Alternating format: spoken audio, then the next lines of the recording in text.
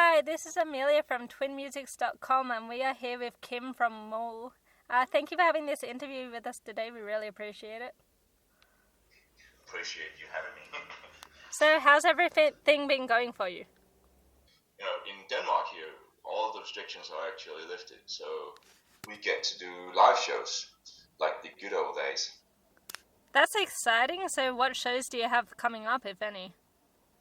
Well, we do have a release show next week in our own hometown here in Aarhus, and the week after in Copenhagen, and we actually do have a small cruise as well. So live shows are definitely on here up in Scandinavia. Yeah, you're playing Copenhagen Metal Fest, right? Yeah, exactly. Yeah. That was our that was the first real show that we did just recently, and boy, it felt like spring in autumn. so great to be back. And I like interacting with, on a pretty direct approach. I really like stepping into a crowd, and it was just so amazing to be able to do that again. So how was it? Was there a mosh pit, or was everyone seated, or what's the go on that show? No. That was a full-on, with mosh pits and all. So I think one of the reasons why we can do that is because the vaccine rollout here in Denmark has been going like really great. I think above 80% or something like that at the moment. It's just great to be able to kind of feel like a live band again. We did a couple of sit-down shows and a TV performance as well, or a Twitch stream during the pandemic, but it just isn't the same. Yeah, that's cool. And you also have your new album coming out, what can fans expect? If you've heard our first album, I think you will see this as a continuation of the sound that we have going on there, like really lush, atmospheric guitar riffs. We are a guitar band after all.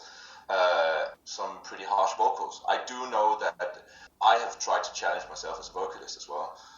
So we have done quite a lot of clean parts as well, and we've had some guests in as well.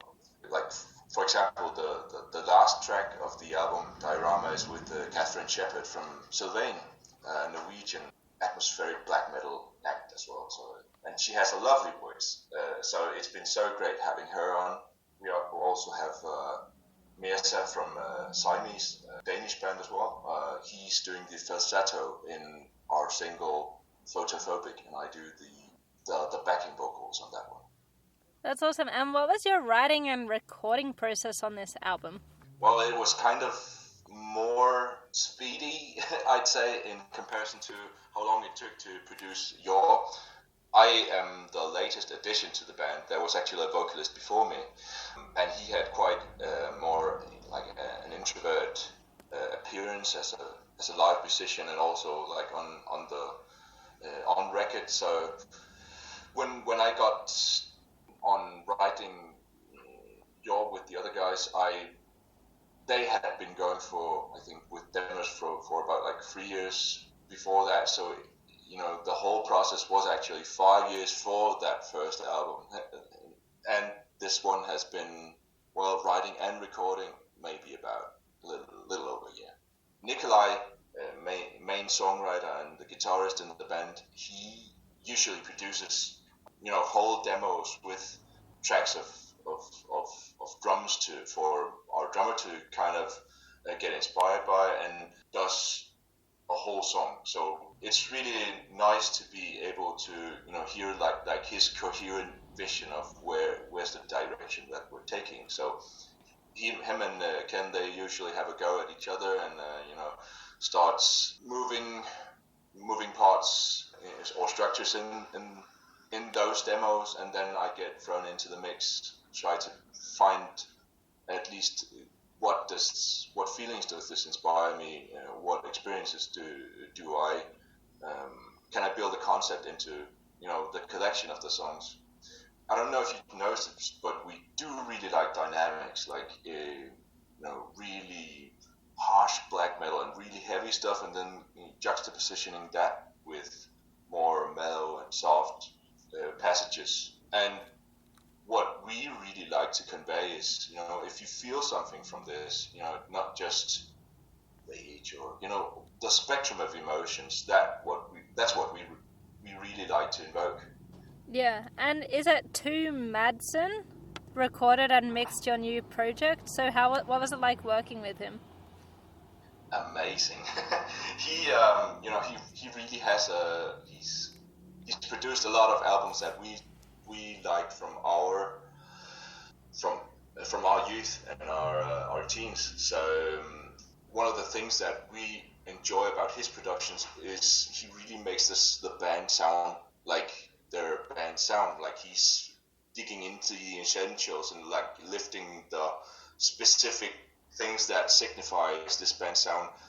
That's just it's been a great couple of weeks exploring how does this album unfold, how do we get into the core of the metal sound it actually is. So I think what you will find on this album is quite more refined, but also really an organic and somewhat noisier album, but noisy in a good way. I know Nikolai, our songwriter, is really inspired by bands like Sonic Youth and a lot of shoegaze bands as well, and a lot of alternative rock. So that just gives a great variety to what I bring to the table and what our drummer brings to the table. Yeah. And now time for our signature question. So if you could have any band perform one of your songs, which band would it be, which song would it be, and would it be in your style or their style? That's a pretty good question. It would be kind of funny or at least really cool to see pop punkier version of some of our songs. So I'd say, a dream scenario, like bands like Alkaline Trio or Blink-182 performing something. That would be cool. Yeah. I don't know if you've noticed, but Vestige, the track, our latest single, has a lot of pop punk vibes in it. We're not afraid to mix genres in that sense. I know people really like to put us in boxes with specifically the black metal crowd and the atmospheric shoegazy crowd, but yeah, I know that we borrow a lot from a lot of genres. That's something that I think more apparent on this record than our previous work. I think that's awesome, and I think you're 100% correct. I think metal always borrows from other genres, but metal is so diverse and unique, and I think they're some of the best musicians, to be honest, so... Yeah. Yeah, well, at least there has to be an understanding of, there's actually...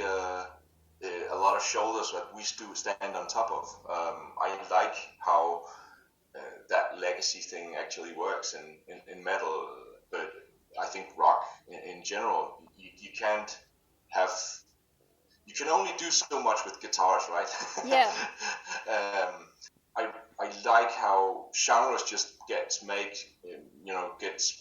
up in our particular spectrum of music. It's as a teenager growing up and looking at all the genre trees, or at least people trying to decipher what kind of subgenre is this. That's one of the things that I, as a listener, have been really keen to diving into. But knowing the rules from the different kinds of genres and knowing how to break them, that's actually pretty essential. Yeah. So, what's your favorite memory watching someone else perform live? Can you tell us a story? Yes, Alcest at Arctangent Festival in the UK. I think we played there. Was it in 18 or I can't remember, but we were on the same ticket with the French band Alcest. They're amazing. Like we're all big fans of those guys. Well, we finished off our set and we went directly over to see them, and they accomplish some of the same things that I think we do. When you feel like closing your eyes and just getting sucked into a swirl of melody and ferocity. That's one of the reasons why I play music. Nice. And last question, is there anything else you would like to say to your fans? Well, I really hope we get to see you at one point during the next year, COVID willing. Yeah, exactly. Who knows anymore? Yeah. Yeah. Well, I better, let's just keep our hopes up. I think there was one point where I was doubting, am I ever going to go to do, stage diving again? But so I was like kind of trying to mentally prepare myself to tell my grandkids about that time. I almost got to, do that again, but, times are changing. I think,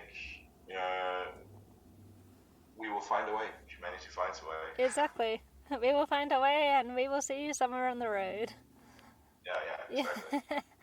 Awesome. Thank you so much for this interview today. I really appreciate it. Thank you for having me.